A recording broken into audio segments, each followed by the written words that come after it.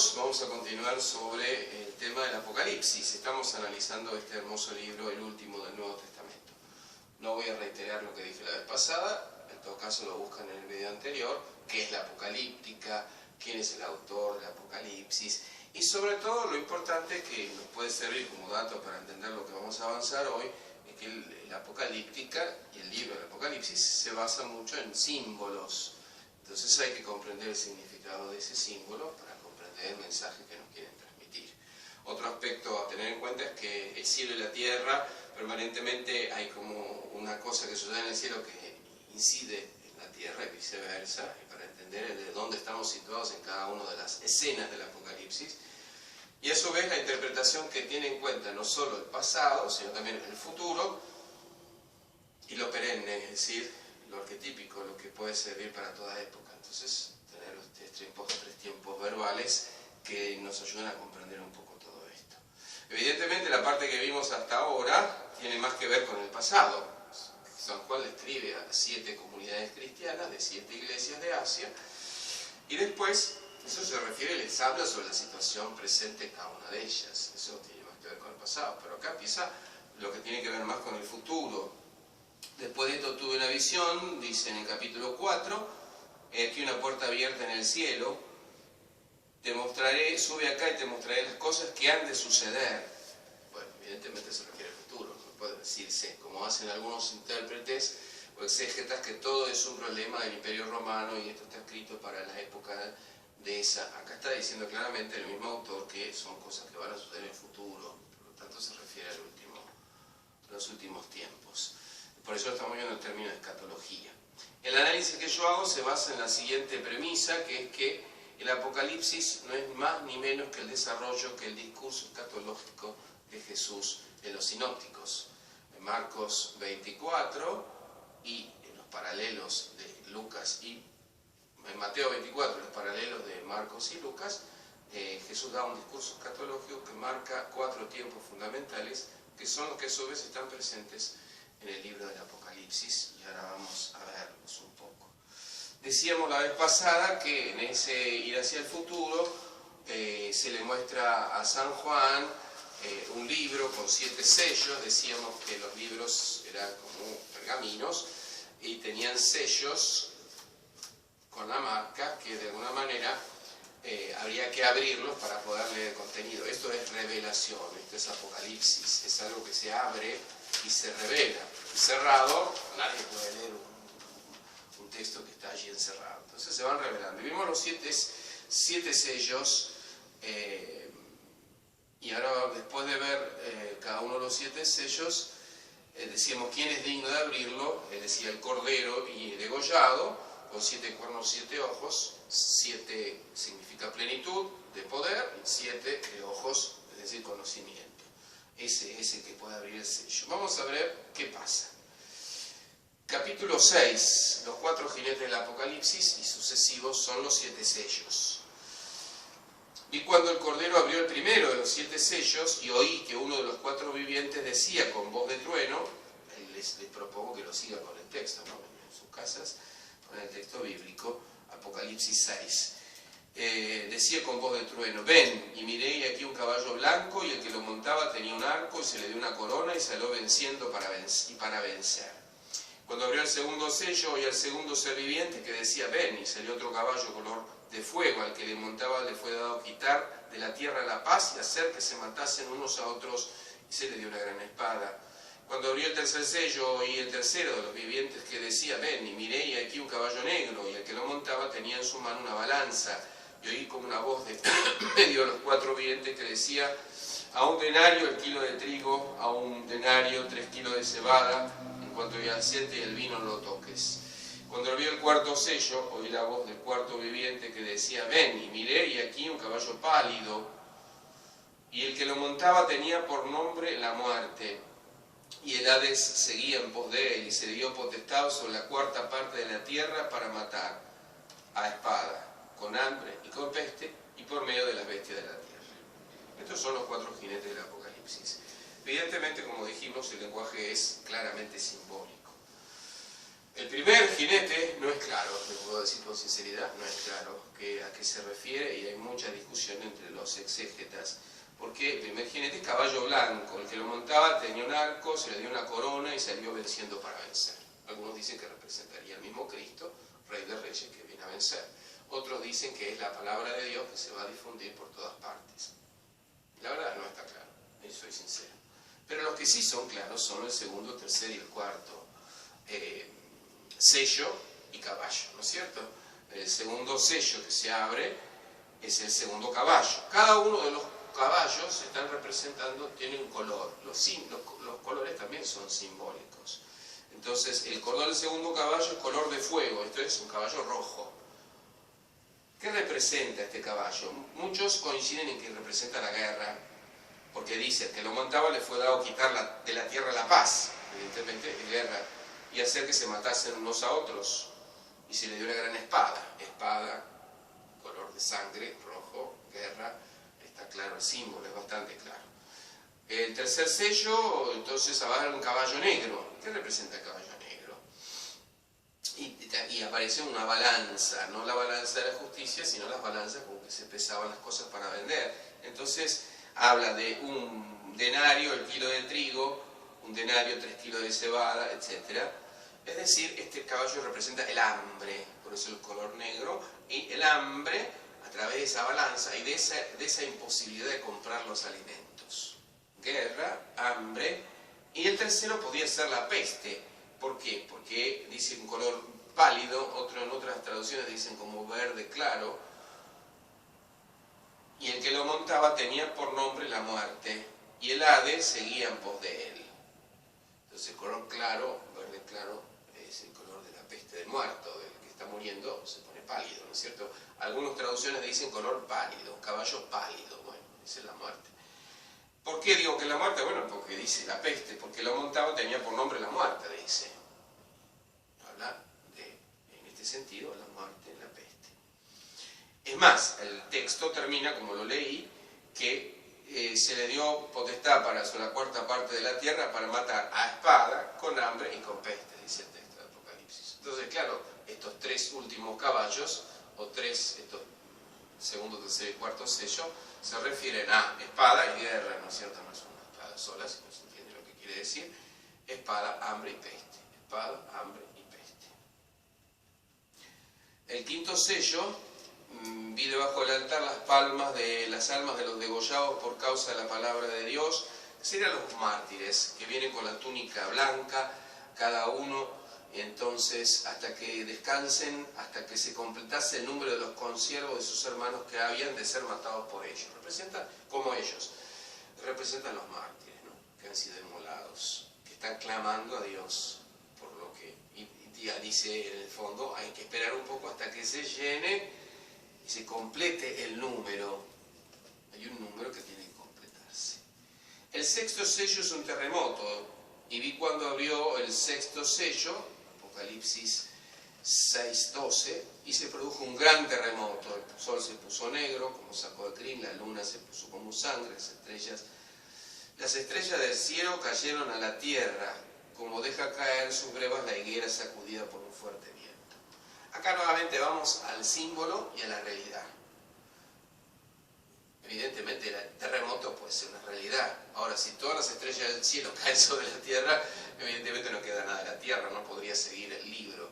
Puede ser un símbolo, no lo sabemos. Pero si dicen que todas las tierras, las estrellas, en esa idea no había una idea astronómica muy clara, las estrellas se veían lejos, ¿no? Pero en realidad las estrellas que vemos en el cielo, la luna, el sol es una estrella, las estrellas son más grandes que la tierra. Si se cayesen todas las estrellas sobre la tierra, no queda nada en 5 minutos. Evidentemente no está diciendo materialmente esto. Y en este sentido la comprensión simbólica evita la interpretación literal. Muy común la interpretación al pie de la letra. Entonces, a ver, hay que saber distinguir. ¿Puede haber un terremoto? Sí, puede ser algo real. Ahora, no pueden caer todas las estrellas juntas a la Tierra porque no quedaría nada. Entonces, eso puede tener un contenido simbólico. No sabemos, obviamente hay muchas cosas que yo les puedo decir, pero hay otras que no les puedo decir. Lo que sí me parece importante, aclarando que nosotros estamos haciendo la interpretación en función de Mateo 24, es que es interesante descubrir que Mateo 24 nos hablaba del fin de los tiempos de los judíos con la destrucción del templo. Jesús anuncia la destrucción del templo. Y después habla del tiempo de los gentiles y dice que el tiempo de los gentiles va a terminar y nos habla con varios episodios. Dice en los primeros, Mateo 24, del 6 al 8, el que quiera puede buscarlo, habla del comienzo de los dolores de parto, después habla Jesús de la gran tribulación y después de la parucía. Esto habla Mateo 24. El Apocalipsis sigue exactamente ese mismo orden. Y fíjense que cuando Jesús habla del Mateo 24, del 6 al 8, si quieren lo leo, no quiero leerlo todo para no alargarme, pero ya lo habíamos visto. Mateo 24, del 6 al 8, Jesús dice, respecto a lo que sucederá al final de los tiempos, habla de guerras, porque se levantará pueblo contra pueblo, reino contra reino, y habrá en diversos lugares, muchos lugares, traducen otros, hambre, peste y terremotos. Fíjese que es exactamente las mismas palabras que acaba de decir en los 4 jinetes del Apocalipsis San Juan. Guerra, hambre, peste y terremoto. Son los sellos, los 6 sellos primeros, que está claro que nos hablaba del hambre, el caballo, nos hablaba primero de la guerra, el caballo rojo, nos hablaba del hambre, podríamos decir crisis económica, carestía, con las balanzas, lo que hay que comprar, que no alcanzaba, el caballo negro, la peste, con lo de caballo pálido, que trae la muerte, es una peste, y después del terremoto. Son exactamente en ese orden las mismas palabras que Jesús dice. Eso habla de guerra, de hambre, peste, terremoto. Ese es el orden, y es el mismo orden que tienen cuando va sacando los sellos. Es decir, que esto significa, si lo traducimos al discurso escatológico de Jesús, el comienzo de los dolores de parto. Cuando suceda todo esto junto, uno puede decir, las personas que estén en ese momento, quizás no nos toca a nosotros, quizás falte unos meses o quizás falten muchos años, no sé cuándo, pero las personas que estén en ese momento tienen que comprender que están entendiendo qué es lo que está pasando. ¿Para qué se escribe el Apocalipsis? Para sostener a los cristianos en todas las épocas en persecución, para comprender que todo termina con la victoria de Cristo, pero también para aquellos que estén en ese momento, que entonces viendo estas coincidencias van a descubrir que están en los comienzos de los dolores de parto. Eso va a ser previo a la gran tribulación, y previo, por supuesto, después de la gran tribulación, verá el triunfo de Cristo y la parucía, la segunda vuelta, la vuelta de Jesús. Entonces, a mí me llama la atención, no muchos se han detenido en detalle, que son exactamente las mismas cosas que dice. Lo está diciendo simbólicamente con los caballos, los jinetes, San Juan. Pero él mismo termina diciendo en el versículo 8, para matar a espada con hambre y con peste, y después habla del terremoto. Entonces, guerra, hambre, peste, terremoto. Uno dice, pero siempre ha habido guerra, siempre ha habido hambre, siempre ha habido terremotos. Bueno, pero justamente Jesús dice en muchos lugares de la tierra. No es una guerra, hubo millones de guerras. Sino en este orden, y evidentemente está hablando de algo, si quieren decirlo mundial o general, podríamos decir general, más para no decir lo que no dice, pero evidentemente no se refiere a una pequeñita guerra local en un país, sino está hablando de algo grande. Guerra, hambre, peste y terremoto. Esto no tiene que asustarnos. ¿Por qué digo que no tiene que asustarnos? Porque siempre hubo en la historia del mundo guerra, hambre, peste y terremoto. Siempre los hubo. Pero acá evidentemente tienen que ser con una intensidad mayor y bastante más difundidos en todas partes. Estos son los sellos del Apocalipsis, los 7 sellos. Es interesante que en el capítulo 7, después de esto, dice: los escogidos son marcados. Después de esto vi 4 ángeles que estaban de pie junto a los 4 ángeles de la tierra y tenían los 4 vientos de la tierra para que no soplase viento sobre la tierra. Entonces, no hagáis daño a la tierra ni al mar hasta que hayamos sellado a los siervos de nuestro Dios en sus frentes. Y hoy el número de los que fueron sellados, 144.000 sellados de todas las tribus de Israel. Vamos por parte.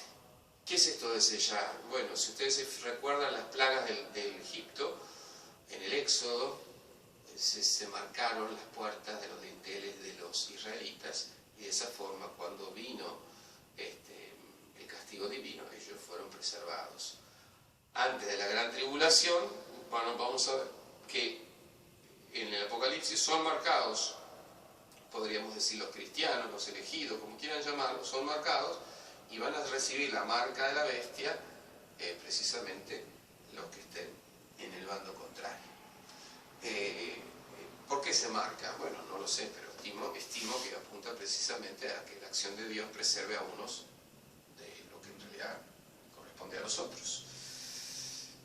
Todo el Apocalipsis es un triunfo de Dios. Evidentemente que hay castigo, pero es un castigo sobre los enemigos de Dios, no sobre el cristiano. Nosotros no tenemos que tener más que temor de la tribulación. La tribulación va a ser una persecución grande sobre la iglesia. Siempre la hubo, pero acá habla de la gran tribulación. Evidentemente podemos imaginar algo mucho más grande y general. Lo de 144.000 también son símbolos los números. 144.000 no es un número exacto. Los testigos de Jehová, por ejemplo, cuando predicaban esto, entonces leían y decían que ellos eran los únicos que se iban a salvar, hasta que superaron el número 144.000 en el mundo. Cuando fue creciendo este grupo sectario, claro, se le acabó el argumento, porque si los que salvaban eran ellos eran mucho más que ese número, y eso sería una interpretación equivocada, ¿no? Entonces me quedo con interpretación literal, se van a salvar 144.000. ¿De dónde viene el número? 12 por 12 es 144. Por 1000, que 1000 implica, por decir así, una gran cantidad de gente. Lo que está diciendo es, son muchos, 144.000 son muchos, y son los que de alguna manera representan el pueblo de Dios, del Antiguo y del Nuevo Testamento. 12 eran la vimos la vez pasada, los 12 eran las tribus de Israel y 12 son los apóstoles. Entonces, este es el pueblo de Dios, sean del Antiguo como del Nuevo, o los que del Antiguo reconozcan a Jesús, no lo sabemos, pero 12 es pueblo de Dios. 12 por 12 es todo el pueblo de Dios. Por 1000 es, por decir, la multitud de todo el pueblo de Dios. No es un número literal de 144.000, porque si vemos que la población mundial son 7.500 millones de habitantes, 144.000 es poquito, no es ni una ciudad pequeña. No es un número literal. Los redimidos adoran a Dios y al Cordero. Había una gran muchedumbre con túnicas blancas. Son los que vienen de la gran tribulación, lavaron sus vestidos y los blanquearon en la sangre del Cordero. Dice esta imagen que ahora pasamos de la tierra al cielo, ¿ven? Fíjense cómo enseguida pasa de un escenario al otro. Entonces a partir del 7, versículo 9, habla de una muchedumbre imposible de contar, que estaban delante del trono. Son los santos, ¿sí? Entonces vamos a tener dentro de poco el día de todos los santos. Se lee este texto, muchedumbre imposible de contar, de todas las razas, pueblos, naciones y lenguas, con túnicas blancas. Son los santos, ¿se entiende? Entonces no es 144.000, porque si era imposible de contar, no son 144.000, ¿se entiende? Quiero decir que no es un número literal, sino que está expresando 12 por 12 más por 100, es decir, todos los escogidos, los elegidos. Imposible de contar. Y fíjense cómo acá ya habla de la gran tribulación. Esta gran tribulación no es un invento mío, sino que está en Mateo 24. Mateo 24, 21, Jesús dice, habrá entonces una gran tribulación, la cual no la hubo desde el principio del mundo hasta ahora, ni la habrá hasta hoy, no la habrá más. Es decir, tribulaciones, persecuciones de la iglesia la hubo siempre. Ahora, evidentemente la final es la más grande. Y entonces fíjense cómo el mismo Apocalipsis marca un límite. Este es, podríamos decir, tomándolo de Mateo 24, estos son los dolores de parto previo a la gran tribulación, que estaban vistos por los jinetes y por los sellos. Entonces se hablaba de guerras, revoluciones, hambre, peste y terremoto. ¿Cómo será? No le puedo decir, pero esos 4 signos están clarísimos y repetidos incluso, con ese mismo orden. Y acá justamente está dando origen a la gran tribulación. dice así mismo Apocalipsis. Después habla del séptimo sello, que la apertura del séptimo sello es como un enganche con las 7 trompetas.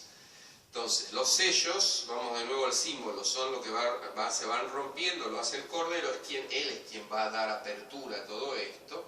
Y las trompetas, ¿qué quieren decir los sellos? Es la revelación de lo que se va abriendo. Y las trompetas es el anuncio. Los ángeles tocan la trompeta, están anunciando. O sea, las trompetas son señal de juicio, son los ángeles quienes tocan la trompeta. Y entonces, estas 7 trompetas, vamos a ver ahora, que en el fondo nos hablan, por un lado, de un aviso de Dios. En este sentido, después lo vamos a ver, las apariciones de Garabandal hablan de aviso, milagro y castigo. Bueno, todo esto del Apocalipsis, la escatología, va a ser una purificación de la iglesia y del mundo. Pero hay como avisos y después hay realizaciones. Entonces las trompetas son un aviso, alguien está avisando. Vamos a ir a las trompetas. Estamos entonces en el capítulo 8, versículo 6. 7 ángeles tenían las 7 trompetas, se aprestaron a tocarlas. El primero tocó la trompeta, hubo granizo y fuego mezclados con sangre que fueron arrojados sobre la tierra. Fue incendiada la tercera parte de la tierra. Voy avanzando un poco, y tocó la trompeta, dice el 8, el segundo ángel, como una gran montaña en llamas, fue precipitado en el mar. La tercera parte del mar se convirtió en sangre. Avanzo, versículo 10, tocó la trompeta, el tercer ángel se precipitó al cielo, una grande estrella ardiendo como una antorcha, cayó la tercera parte de los ríos y los manantiales de las aguas. El nombre de la estrella es Ajenjo, y la tercera parte de las aguas se convirtieron en ajenjo, es decir, el ajenjo es una especie que es amarga. El agua no se puede tomar, podemos decirlo así, porque las aguas se habían vuelto amargas. Tocó la trompeta el cuarto ángel y fue herida la tercera parte del sol, la tercera parte de las estrellas de la luna, de manera que se oscureció la tercera parte de ellos. El día perdió la tercera parte de su luz. Puede sonar muy terrible, incluso el lenguaje común dice que apocalíptico, porque suena muy espantoso. Ahora, simplemente hay que saber que está hablando, alguno puede ser simbólico, alguno puede ser real. Granizo con fuego, después una montaña ardiendo. ¿Qué será la montaña ardiendo? Puede ser un volcán, puede ser una estrella que caiga, no sé, porque no creo que sea una estrella, porque después habla de que una estrella, una grande estrella, dice el tercer ángel, ardiendo, puede ser un meteorito o un asteroide que caiga sobre la Tierra.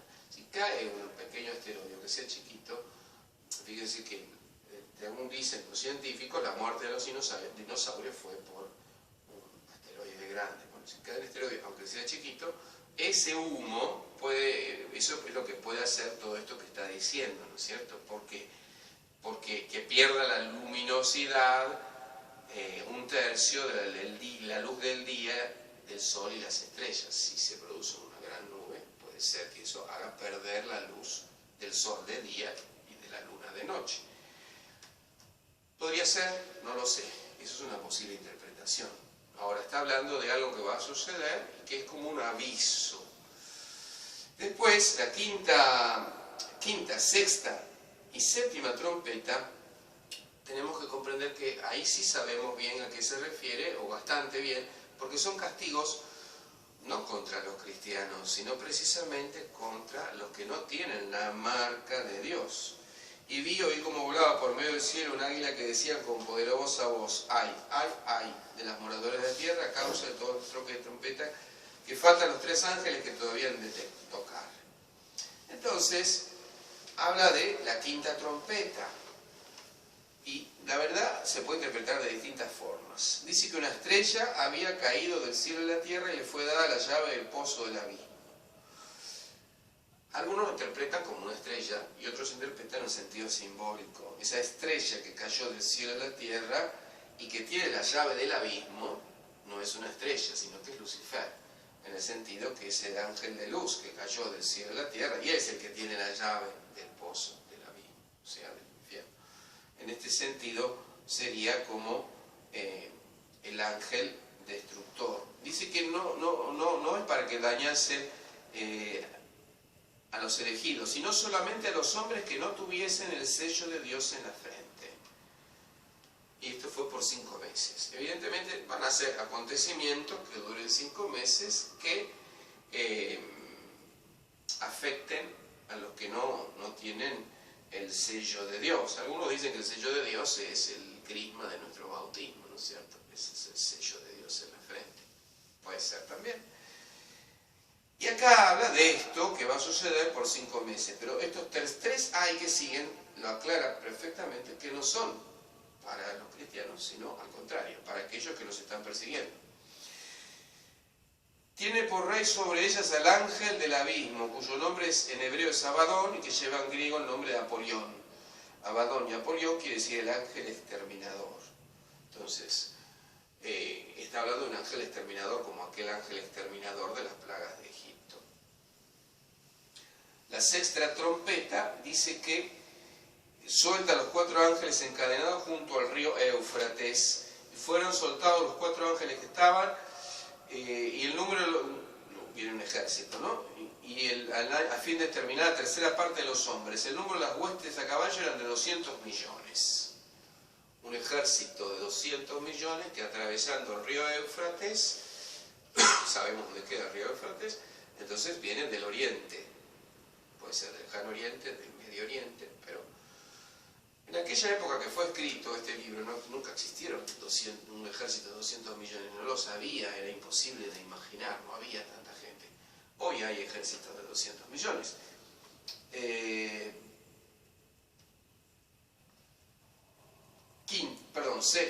Quinta, sexta y séptima trompeta son como castigos purificadores para no los cristianos, sino al contrario, los que están persiguiendo a los cristianos, los que no tienen la marca, por eso está marcado. ¿Qué será esto? No lo sé. ¿Cuándo sucederá? Tampoco, pero habla de un ejército de 200 millones que va a atravesar el río Éufrates. Es interesante que estos 3 últimos dice ay, quinta, sexta y séptima trompeta, se refiere, como decíamos, no a los cristianos, sino a todo lo opuesto, y repite varias veces: no se arrepintieron de las obras de sus manos, no cesaron de adorar a los demonios y los ídolos, ni se arrepintieron de sus homicidios, ni de su deshechicería, ni de su fornicación, ni de su corrupción. O sea que, como los distintos purificaciones que va haciendo Dios, contrarios a los cristianos, sin embargo, no se arrepienten. Por eso es que siguen los... Capítulo 10 es como un intermedio, habla de un librito abierto, un libro abierto que se come y que tiene un gusto dulce y amargo. Bueno, de alguna manera no es claro, se puede interpretar de distintas formas. Hace una referencia a Ezequiel 2:8, que también Ezequiel come la palabra y tiene todo este tema del gusto, dulce y luego amargo. Se puede interpretar de distintas formas. Probablemente sea la palabra de Dios, que es dulce para los creyentes y amarga para los enemigos. El capítulo 11 del Apocalipsis habla de los 2 testigos. Estamos ya en la tribulación, en el comienzo de la gran tribulación. Porque habla de 2 testigos, no sabemos quiénes son, no lo dice, y que fueron a la ciudad santa. ¿Cuál es la ciudad santa? Y daré a mis 2 testigos que vestidos de saco profeticen durante 1260 días. Estos son los 2 olivos, los 2 candelabros que están de pie delante del Señor de la tierra. La tradición antigua identifica a estos 2 testigos con Elías y Enoc. Ustedes recuerdan que Elías fue llevado en un carro de fuego al cielo, es decir, aparentemente de alguna forma no murió. Entonces, algunos tradicionalmente identifican a Elías y Enoc. Incluso hay un texto que puede ser claro alusión a Elías en el libro de los Reyes. Pero no lo sabemos. Son 2 testigos que van a predicar la palabra de Dios durante 1260 días. Y cuando haya acabado su testimonio, la bestia que sube del abismo les hará la guerra, los vencerá y les quitará la vida. Sus cadáveres yacerán en la plaza de la gran ciudad que se llama alegóricamente Sodoma y Egipto, que es también el lugar donde el Señor de ellos fue crucificado. Vamos por partes. ¿Qué será esta ciudad? La ciudad santa, dice al principio. Después dice el lugar donde el Señor de ellos fue crucificado. Parece ser claramente Jerusalén, ciudad santa, el lugar donde el Señor fue crucificado. Pero también la llama Sodoma y Egipto. Los profetas en el Antiguo Testamento, para criticar el pecado de los judíos, llamaban a Jerusalén Sodoma, la llamaban Egipto. Decíamos que el Apocalipsis usa imágenes simbólicas antitéticas, entonces está el Cristo y el Anticristo, está también Jerusalén, Babilonia, la esposa de la prostituta. Bueno, acá se refiere a Jerusalén, puede ser, pero sin lugar a dudas se refiere a la comunidad de los elegidos. Puede ser en la ciudad situada, en la ciudad de Jerusalén, o puede ser en términos generales. Babilonia sería la contrapuesta a la Jerusalén. Babilonia no existe, no queda nada de Babilonia, no quedan ni los restos arqueológicos. Entonces, no se refiere a la ciudad de Babilonia como un lugar geográfico. Algunos lo interpretan a Jerusalén como ciudad geográfica. Puede ser que sea allí, pero lo que es importante es que está refiriéndose de alguna manera, indirectamente, a la comunidad de los elegidos. La gente de los pueblos y tribus y lenguas y naciones contemplarán sus cadáveres 3 días y medio, porque dice que la bestia los derrotará. No sabemos quiénes son estos dos testigos, pero son alguien que será enviado por Dios para anunciar, evidentemente, la palabra de Dios, que llevarán hasta la palabra de Dios hasta los límites, y que la bestia, que vamos a ver después que es el anticristo, será quien los venza y se expongan sus cadáveres durante 3 días y medio. No tiene un orden cronológico el Apocalipsis. Fíjense que acá habla de la bestia y nos va a explicar quién es bastante después, en el capítulo 13. Y sin embargo estamos en el 11. Y lo que quiero destacar es que hay un periodo que se llama la Gran Tribulación. Nos habla acá de 42 meses, después habla de 1260 días. Es lo mismo, 1260 días son exactamente 42 meses. El libro de Daniel, el cual se basa mucho en el Apocalipsis, utiliza Daniel 7:25, nos habla precisamente de 3 tiempos, 1 tiempo, 2 tiempos y medio. O sea, 1, 2 y medio. Serían 3 y medio. Y después nos habla de 1260 días y de 42 meses. Todo coincide para hablar que este periodo de tribulación será entonces 42 meses, 1260 días. Si no me equivoco el cálculo son 3 años y medio. 3 años y medio será la gran tribulación, la persecución contra los cristianos o los elegidos previa a la parucía de Jesús. ¿Cuándo será esto? No sé cuándo va a ser, pero sí sé cuánto va a durar, porque lo dice el Apocalipsis, lo dice el libro de Daniel, lo dice de distintas formas. Séptima trompeta. Tocó la trompeta el séptimo ángel, se dieron grandes voces, el imperio del mundo ha pasado, adoraban a Dios. Entonces fue abierto el templo de Dios que está en el cielo, y fue vista en su templo el arca de la alianza. Hubo relámpagos, voces, truenos, terremoto y pellizco. Pero está hablando del cielo nuevamente. El capítulo 12, acá termina el 11. Capítulo 12 del Apocalipsis, no sé si estoy siendo un poco largo, no todavía hay tiempo. Capítulo 12 del Apocalipsis es como una interrupción del relato. Entonces fíjense que ya en el 11 ya está hablando de la bestia, en el 12 va a hablar de la señal en el cielo, la mujer revestida de sol que lucha contra el dragón, y en el 13 vuelve el relato, incluso que tendría que estar antes, porque ahí explica quién es la bestia. Así que no hay un orden cronológico, pero lo importante es que ahora vamos al capítulo 12, el capítulo 12 es como que nos muestra el combate de fondo de todos los tiempos. Fíjense qué importante, ¿por qué tenemos la imagen de la Virgen de Luján con la luna a sus pies? La Virgen de Guadalupe está embarazada, tiene vestida de estrellas y tiene también la luna a sus pies. Está sacado de aquí. En algunas, en el mismo día de la Asunción de la Virgen se utiliza este texto. Y vio una gran señal, apareció en el cielo una mujer revestida de sol, con la luna bajo sus pies y con su cabeza una corona de 2 estrellas, la cual, hallándose encinta, gritaba con dolores de parto y en las angustias del alumbramiento. Y vio otra señal en el cielo, y aquí un gran dragón de color de fuego, con 7 cabezas y 10 cuernos, en su cabeza 7 diademas, su cola arrastrada tercera parte de las estrellas del cielo, y las arrojó a la tierra. El dragón se colocó frente a la mujer que estaba para dar luz, a fin de devorar a su hijo, luego que ella hubiese nombrado. Y ella dio un hijo varón, que apacentará todas las naciones con cetro de hierro. Y el hijo le fue arrebatado para Dios y para el trono suyo. La mujer huyó al desierto, donde tiene un lugar preparado por Dios, para que allí la sustenten durante 1260 días. Nuevamente los 1260 días. Y se hizo guerra en el cielo, el 29 de septiembre, la fiesta de San Miguel, se lee esta lectura. Una guerra en el cielo. Miguel y sus ángeles pelearon contra el dragón, y peleaba el dragón y sus ángeles, mas no prevalecieron, ni se halló más su lugar en el cielo. Y fue precipitado el gran dragón, recién acá explica quién es el gran dragón, la serpiente antigua que se llama el diablo y Satanás, el engañador del universo. Arrojado fue a la tierra, y con él fueron arrojados sus ángeles. Y oí una voz en el cielo que decía: ahora ha llegado la salvación, el poderío, el reinado de nuestro Dios.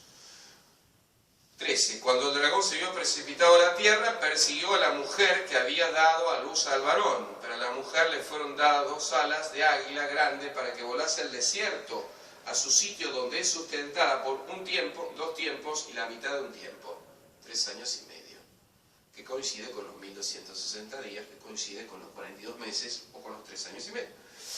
Entonces la serpiente arrojó de su boca en pos de la mujer agua como un río para que fuese arrastrado, mas la tierra vino en ayuda de la mujer, pues te abrió la tierra a su boca y solvóse el río. Y enfureció el dragón contra la mujer y se fue a hacer guerra contra el resto del linaje de ella, los que guardan los mandamientos de Dios. ¿Quién es entonces el linaje de la mujer? Los que guardan los mandamientos de Dios. Podríamos ser los elegidos, los cristianos, los que tratan de vivir la voluntad de Dios. Entonces, ¿quién es esta mujer? Los que guardan los mandamientos de Dios y se mantienen el testimonio de Jesús, ellos son el linaje de la mujer. Bueno, evidentemente lo que está expresando es el combate de fondo, el capítulo 12. Combate de fondo quiere decir que todos estos acontecimientos, más allá de si es un asteroide, un terremoto, un volcán, no sabemos exactamente qué es simbólico y qué es real, no sabemos con exactitud de todo esto, pero el combate de fondo es un combate espiritual. El dragón, los dragones no existen, no puede ser. Las interpretaciones literales del Apocalipsis siempre no pueden llegar a ningún lado. El dragón nunca existió, son animales mitológicos que sacan fuego por la boca, que tienen alas y vuelan, eso no existió. Evidentemente es un símbolo, y acá te explica el símbolo. Después de hablarte un montón del dragón, dice que el gran dragón, la serpiente antigua, que se llama Diablo y Satanás. Entonces sabemos que está hablando de un ser espiritual, no de un dragón.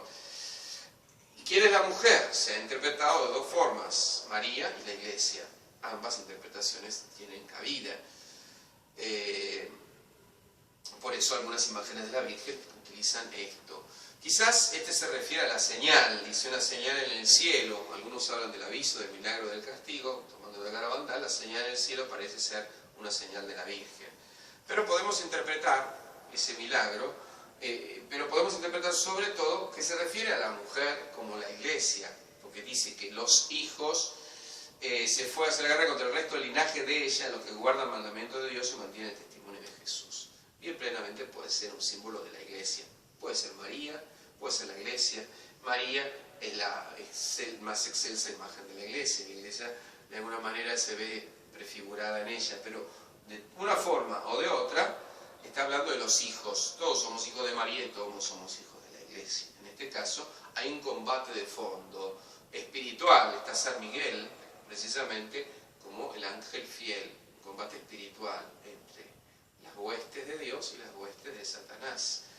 Es interesante que la mujer va al desierto para que la sustente durante 1260 días. Algunos dicen que se refiere a que la Iglesia, en medio de la gran tribulación, de esto se trata. Acá explica el combate de fondo, el capítulo 12, pero después el capítulo 13 nos va a explicar qué hace el anticristo, quién es y lo que sucede en la tierra. Entonces, ese combate de fondo espiritual nos ayuda para comprender el combate real, material, si se quiere. mártires, que está en el capítulo 13. Ese es el combate espiritual. ¿Por qué la mujer va al desierto? Algunos interpretan que en la gran tribulación, de eso está hablando el Apocalipsis, previa a la parucía, obviamente la iglesia va a tener que esconderse. Como los primeros cristianos en el Imperio Romano se escondieron en las catacumbas, en este caso el desierto significa justamente la iglesia que en esos 1260 días se esconde porque precisamente el enemigo quiere destruirla. Capítulo 13, que es quizás simbólicamente el más fuerte. Allí nos habla de lo que va a suceder en la gran tribulación, no ya como contenido del combate espiritual de fondo, en la imagen celestial, sino en los hechos terrenales. Capítulo 13.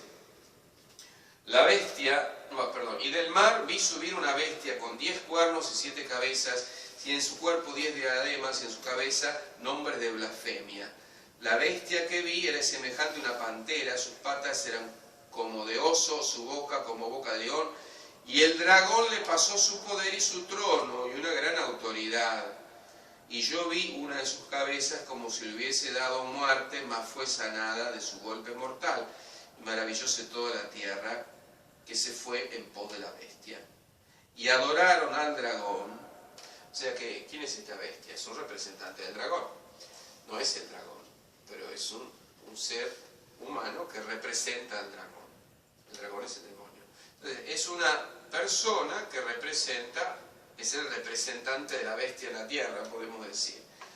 ¿Y qué busca? Adoraron al dragón, porque él había dado la autoridad a la bestia, y adoraron a la bestia, diciendo: ¿quién como la bestia?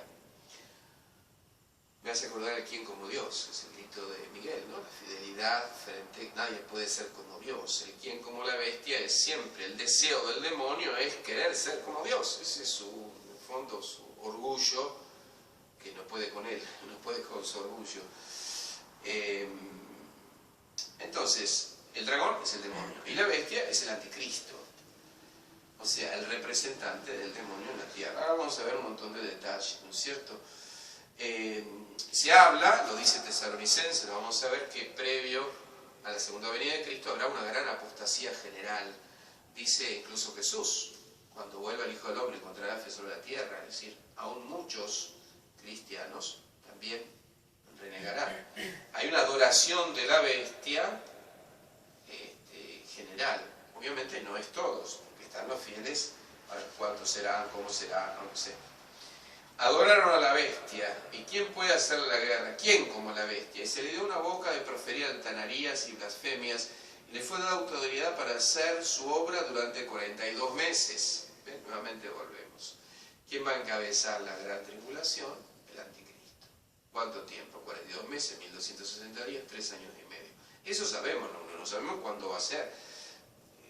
Y abrióse pues su boca para blasfemar contra Dios, blasfemar de su nombre, de su morada y los que habitan en el cielo. Le fue permitido también hacer la guerra a los santos y vencerlos. Va a haber una aparente derrota de los cristianos, y mucho la gran tribulación va a implicar muchos mártires, no quepa la menor duda. Y acá dice algo interesante: esta bestia le fue dado autoridad sobre toda tribu, todo pueblo, lengua y nación. Por eso algunos hablan de un gobierno mundial al final de los tiempos. No sé cómo será, pero evidentemente todos los tiranos del mundo, llenos de orgullo, siempre buscaron conquistar a las demás naciones. El Imperio Romano quiso conquistar a los demás. Alejandro Magno, antes que ellos, quiso. El Imperio Persa quiso llegar a dominar el mundo. Dominó mucho, pero no llegó al mundo. Y todos los tiranos. Napoleón quiso dominar el mundo, dominó casi Europa, tenía parte de África. El demente de Hitler dominó en un momento casi toda Europa, parecía que iba a dominar el mundo y sin embargo cayó. Stalin quiso dominar el mundo con el comunismo. Todos los tiranos han querido dominar el mundo y ser el dueño del mundo, esa es la aspiración de todo tirano. Bueno, parece que al fin de los tiempos alguien lo logrará, ese es el gran anticristo, porque dice con claridad: le fue dada autoridad sobre toda tribu, todo pueblo, lengua y nación. Obviamente menos los cristianos que estaremos escondidos en ese momento, por supuesto. Y lo adorarán al dragón todos los moradores de la tierra, aquellos cuyos nombres no están escritos desde la fundación del mundo en el libro de la vida del Cordero inmolado. Si alguno tiene oído, que oiga. Si alguno de ir al cautiverio, irá al cautiverio. Si alguno de morir a espada morirá. En esto está la paciencia y la fe de los santos, dice el Apocalipsis. Es decir, una gran persecución. Por eso se llama la gran tribulación. Persecuciones ha habido en los 2000 años del cristianismo siempre. En esto es algo más global, más general. Y vi otra bestia que subía debajo de la tierra, dice el capítulo 11. Tenía 2 cuernos como un cordero, pero hablaba como dragón. Me hace acordar a el lobo disfrazado de cordero, ¿no es cierto?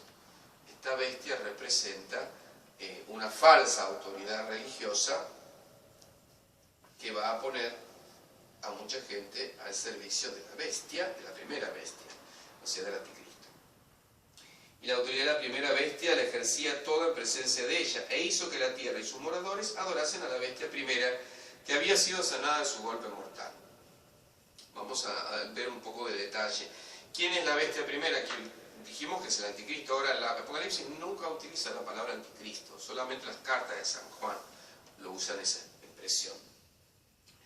Leímos la segunda carta de Tesalonicenses cuando vimos la escatología, y fíjense lo que dice 2 Tesalonicenses 2, los invito a que lo vean, porque todo ese capítulo es sobre el anticristo, el misterio de la iniquidad y la parucía.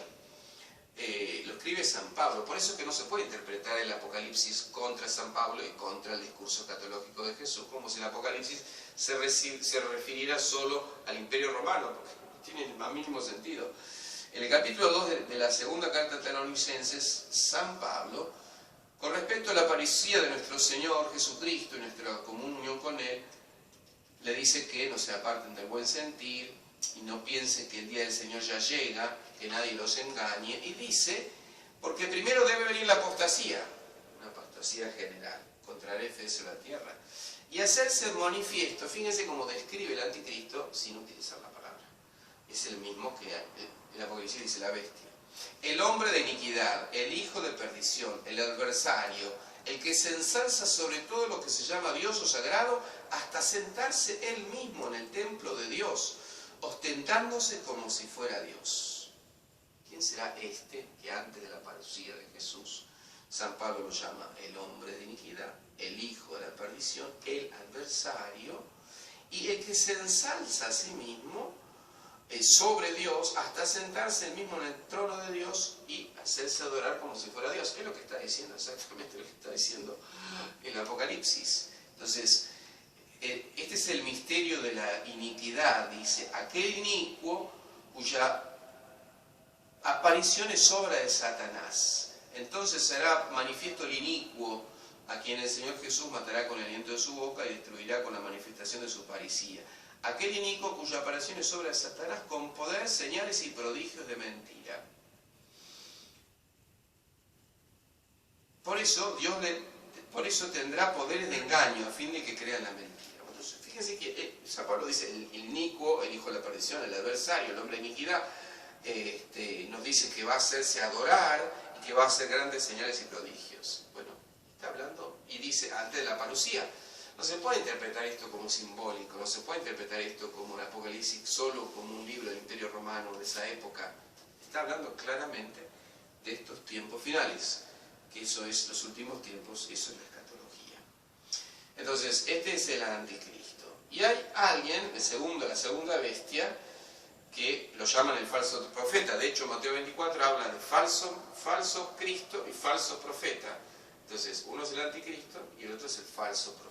Es un líder religioso falso que buscará que todos adoren al anticristo. Fíjense cómo, vamos viendo esta parte, la autoridad de la primera bestia le ejercía todo en presencia de ella, e hizo que la tierra y sus moradores adorasen a la bestia primera, que había sido sanada a su golpe mortal. El anticristo, copiando a Cristo, va a hacer como que muere y resucita. Obviamente es un golpe mortal que muere y que resucita. Eso obviamente no va a ser la verdadera muerte, la verdadera resurrección. Pero así como el demonio quiere ser como Dios, el anticristo copia, es una mala copia, es el mono de Dios, decía Fulton Sheen, imita la encarnación, la muerte, la resurrección de Jesús y busca ser adorado. Obró también grandes prodigios hasta hacer descender fuego del cielo a la tierra a la vista de los hombres, y embaucó a los habitantes de la tierra con los prodigios que le fue dado hacer en presencia de la bestia.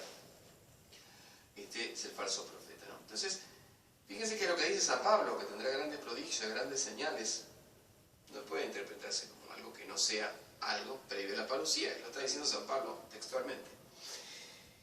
Entonces, este falso profeta, o la segunda bestia, buscará que los hombres adoren a la bestia, es decir, al anticristo. Un hombre que quiere ser adorado. Embaucó a los habitantes de la tierra con los prodigios que le fue dado hacer en presencia de la bestia, diciendo a los moradores de la tierra que debía erigir una estatua a la bestia, que recibió el golpe de la espada y revivió. O sea, una estatua de un hombre que va a ser adorado. Y le fue concedido animar la estatua de la bestia, de modo que esta estatua de la bestia también hablase e hiciese quitar la vida a cuantos no adorasen a la estatua de la bestia. ¿Cómo va a ser eso? No sé, pero evidentemente el anticristo busca ser adorado, como si en realidad tiene que ser adorado Cristo.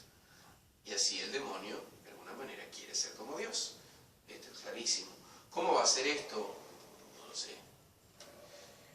E hizo poner a todos, pequeños, grandes, ricos y pobres, libres y siervos, una marca impresa en la mano derecha o en la frente, a fin de que nadie pudiese comprar ni vender, si no estaba marcado con el nombre de la bestia o el número de su nombre. Aquí la sabiduría, quien tiene entendimiento, calcule la cifra de la bestia, porque es cifra de hombre, su cifra es 666. Y acá se toma siempre el número 6666 como el número del demonio, etcétera, etcétera, hasta acá. Pero bien, lo que importa es esto, es decir, un poder tiránico, mundial, que perseguirá a los cristianos, que buscará ser adorado, no solo poder por el poder, todos los tiranos buscaron eso, buscará que se adore al anticristo, y además tendrá dominio sobre todos los pueblos, en lo que está diciendo, le fue dado autoridad sobre todas las tribus, pueblos, lengua y nación, incluso no solo una autoridad civil, política, podríamos decir, sino también económica. Nadie va a poder comprar ni vender si no tiene una marca impresa en la mano derecha o en la frente. Ha habido muchas especulaciones entonces, claro, que esto, que eso, sí, un microchip, ahora se puede poner un microchip con el cual se puede... Y entonces, si no, la vacuna, no lo sé, todo eso no tengo ni idea, ¿no? Si puede ser, no sé, lo que sé, lo que dice la palabra de Dios, y habla de esto que sucederá. ¿Cómo será? Bueno, parece que alguien tiene que, para comprar o vender, como existe una autoridad o un gobierno general, si no, no te dejan comprar y vender si no tienes esa marca. Así como fueron marcados los elegidos, son marcados también por el enemigo aquellos que aceptan someterse a él.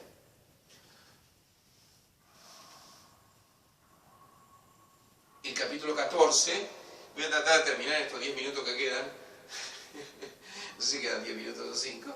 Quedan 8, bueno, 7.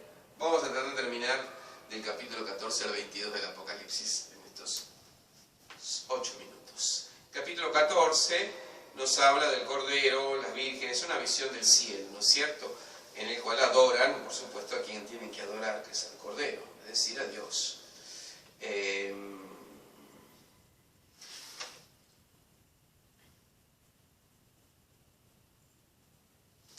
Y aparece una imagen de Jesucristo. 14:14, miré y había una nube blanca, sobre la nube uno sentado semejante a Hijo del Hombre, que tenía en su cabeza una corona de oro y en su mano una hoz afilada. Y salió del templo otro ángel, gritando con voz poderosa al que estaba sentado sobre la nube: echa tu hoz y ciega. La hoz era para cosechar, ¿no es cierto? Y ciega porque ha llegado la hora de cegar. La mies de la tierra está completamente seca. Entonces eso es en el santuario celestial. ¿Ven cómo todo lo que pasa en el cielo enseguida repercute en la tierra? Entonces el capítulo 15 son las 7 copas. Vimos los 7 sellos, las 7 trompetas, las 7 copas. Este sería el castigo de Dios. En el fondo, evidentemente el enemigo perseguirá a los cristianos, dominará la tierra durante 3 años y medio, los cristianos estarán escondidos en la gran persecución.